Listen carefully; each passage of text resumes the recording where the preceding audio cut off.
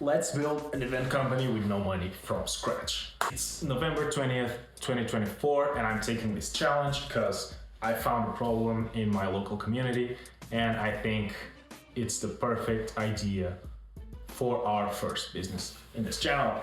My name is Rodrigo, I'm a chemical engineer, and in my last job in the pharma industry, I founded a new division that generated $600,000 in the first year, which made me decide to become an entrepreneur.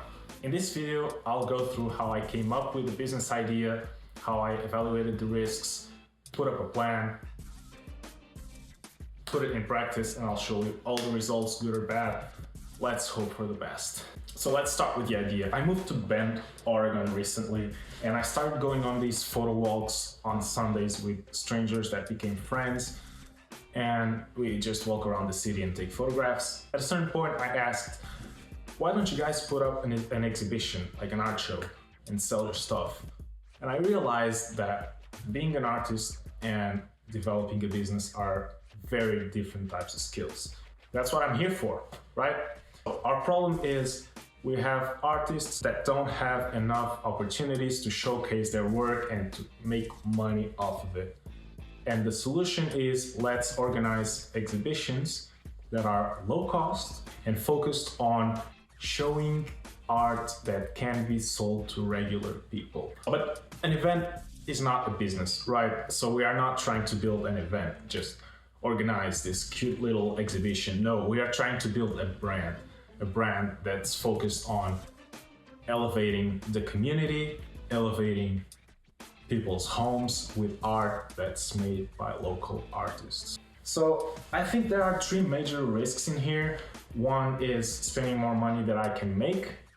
Two is photographers not wanting to be part of my event because I don't have enough street cred. And three is no one showing up. So let's see how we can mitigate these risks. I don't know why I did that. I'll just keep talking. Starting a business, you don't want to spend money, or you'll have to spend some money probably. We'll try not to, but you want to spend as little as possible to prove the concept, because then money brings more money.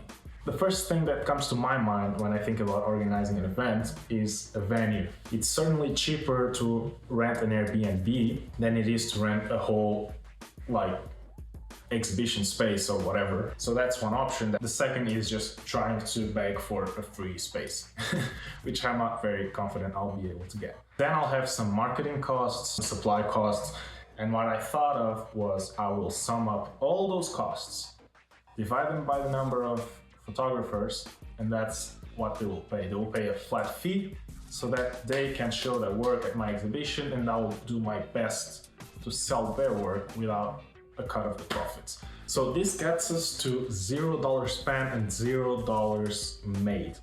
And that's no bueno, that's no business. So we need to find revenue streams. And here's some ideas that came to my mind. First, we're gonna have a website. A website will not only gather attention and have people sign up beforehand, stuff like that, but it'll turn into an online art store. We'll have activities like workshops and whatnot, and we'll also have merchandise. We can have merchandise. I mean, I'm saying we'll have this and that, but I haven't done shit, so. And then we can also try to have sponsors. I'll make a few calls and see what I can get, which will be hard considering we don't have any credibility. So let's talk about the second risk. Photographers not wanting to be part of the event. I guess that if I keep a really low price and I do my best to sell their work and to call people, they will see the value. So I'm not too worried about that. Maybe I should, I don't know. Third risk, no one showing up. That's just marketing and PR. For that, I'm gonna rely on social media marketing, posters and flyers, and maybe micro-influencers. Yeah, that's the plan. We got a plan.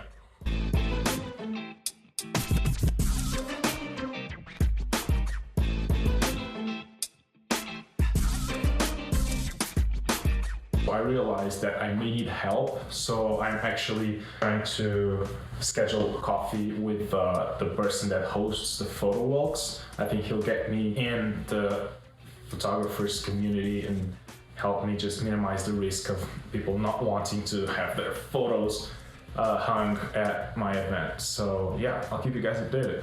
Okay, so Cody was super excited about the idea. He was very helpful and he gave some really valuable insights from which I started building a plan, and I even developed a Gantt chart, like as if I was doing project management in the pharma industry. One of the ideas he gave was to have a photo booth, which is a business that has been proven locally. A friend of ours has already done it, like where she basically sets up a photo booth and charges like $50 for a photo session and then gives people like 2 or 3 prints. So that's pretty cool. However, Cody also spoke with the members of the photography community on the spot, and they were not as excited with the event as I thought they would be. So yeah, they turned out to be a bit more demanding than I anticipated. They also had a great point. So it's November 23rd today. We were thinking of making this happen like in January. So according to everything I have to do as per the Gantt chart I just showed, but they said that's a bad idea because everyone will be out of money due to Christmas. That sounds obvious now. Yeah, we will anticipate it to the weekend right before Christmas in like 28 days. So I simplified the Gantt chart. I cannot do everything I would have done in 2 months in such a short time. But you know, starting small, I'm still grateful for all this feedback. And yeah, let's get our hands dirty.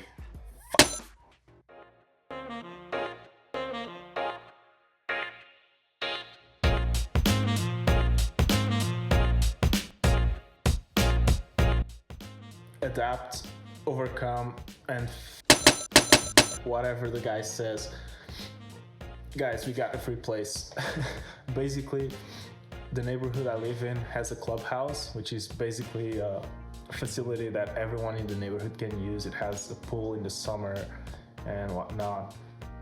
And everyone can apparently book the place, not for more than half a day usually, but I spoke with the landlords, and because this is an event that will support the community and everything, yeah, he allowed me to have it for a full day. So I guess I'll set up the event until like midday, host it from midday to, I don't know, maybe 8 p.m. and then close it. It'll be tight, but guys, it's for free. So I'm stoked. And yeah, let's make it happen. It's time to start contacting sponsors and all the other tasks. It couldn't be all good news, right? I just got a call from Cody, and out of the 3 risks that we anticipated, this was the lowest one, I thought, because we were trying to solve a problem within the photographers community. But yeah, so they are being really demanding about getting more details and whatnot. So they think that we should postpone the event to like February or March. And yeah, I've already got the space, so I'll still make it. And yeah, it'll have less people. Yeah, that's just the way it is. I mean, it's a proof of concept. We should start small. It's the second simplification of all the planning that we've done. But yeah, we'll make it happen anyway. And yeah, that's it. This is my update for today. It's December 2nd, my birthday. Just came back from Vegas. Maybe I'll put some pictures on the screen. It was pretty awesome. But yeah, that's not relevant right now. So see you guys. I'm in the bouldering gym. I just called the first tentative sponsor. It's a wine cellar and they took it, so they will sponsor the event. I'll have to discuss with the representative, but yeah, they were super excited. It was like the first call I did, and yeah, I was not expecting this, but I'm stoked.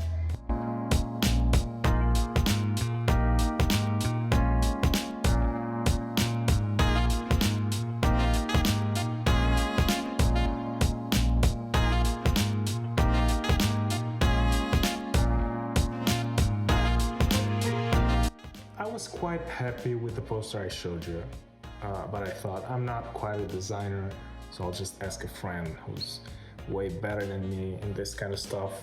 And this is the feedback he gave me. It was quite brutal and fucking devastating, but yeah, it's what I needed, right? I don't want people to think that I'm selling a service to decorate their homes. Alrighty, so after some adjustments, this is the final version of the poster and flyers that I'll be handing out. It looks simpler, it has less colors, so it's more like within the same palette or whatever that's called. It has a clear value proposition, and I've even designed a new logo. So this is the logo, and I've also created an Instagram page.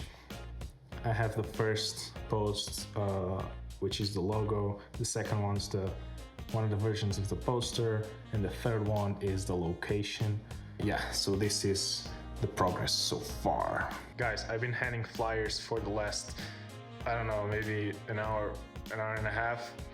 I knocked on like, I think 15 doors.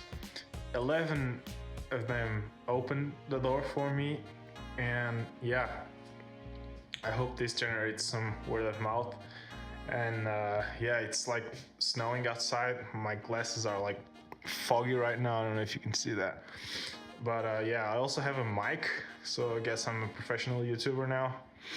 Maybe it's not even noticeable. Actually, I don't even know if... Yeah, I'm using the mic in this recording, but yeah, let's see.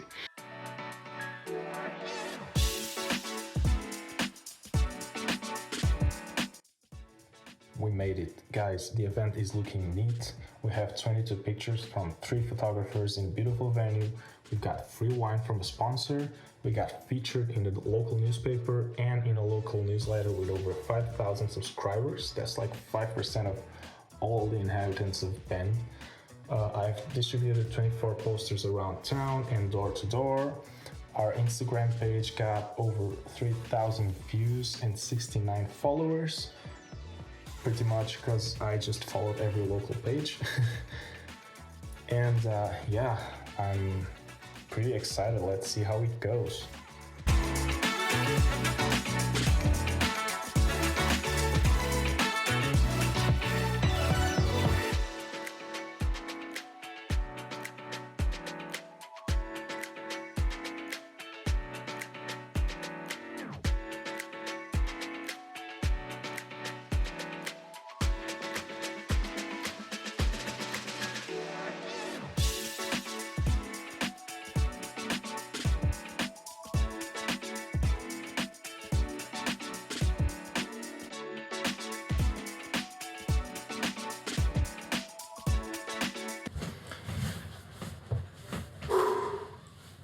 It's been a week since the event. Honestly, I'm still exhausted, but let's have a breakdown of what went wrong and what went right.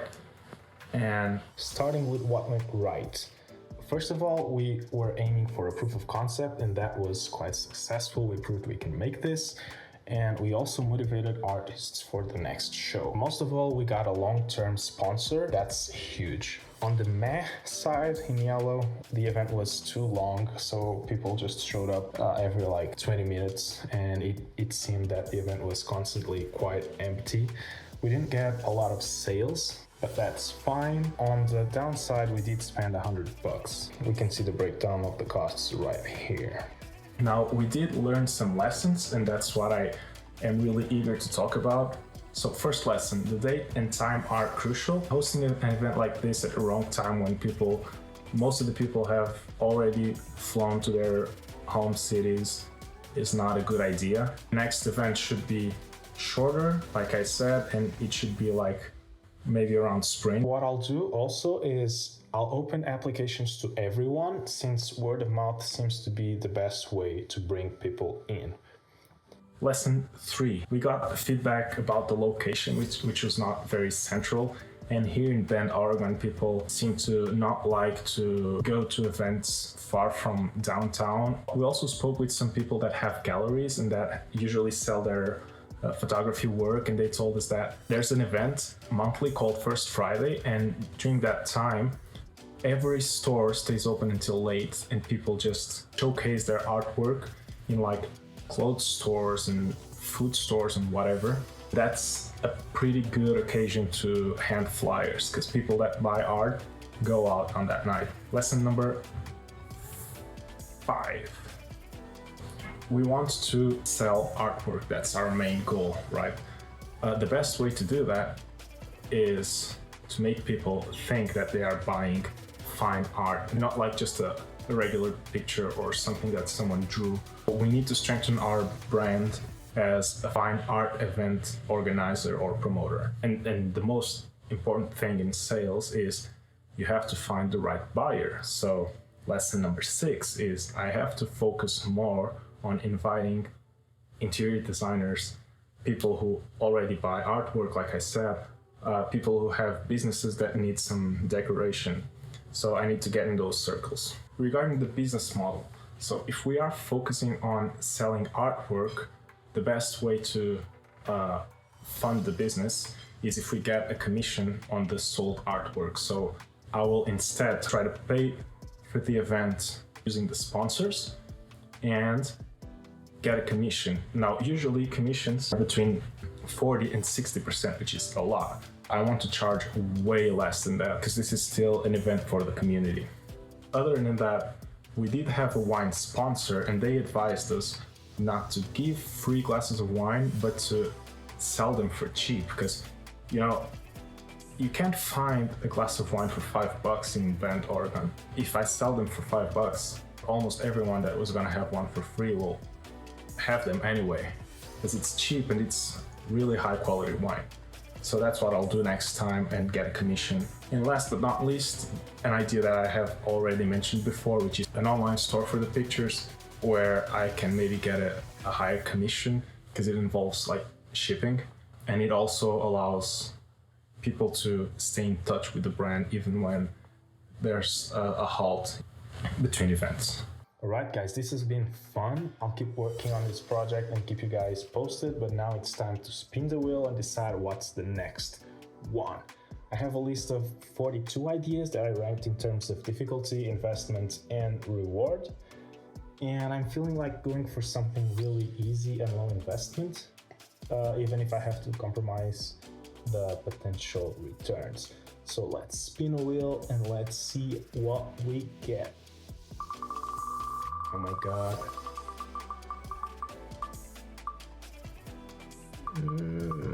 This is the hardest one. Micro-influencers. This is micro-influencers are one of the best ways to advertise your business right now, according to experts. But when I tried to look for micro-influencers, I couldn't find them easily. So my plan is to develop a platform for micro-influencers to advertise their channels, YouTube channels, Instagram, whatever, and for people looking for that kind of advertisement to easily find them. So if you want to advertise in a specific location, like Bend, Oregon, you'll have a database of influencers from that location. All right, guys, this has been fun. Thank you for watching until the end of the video, and I hope to see you guys next time.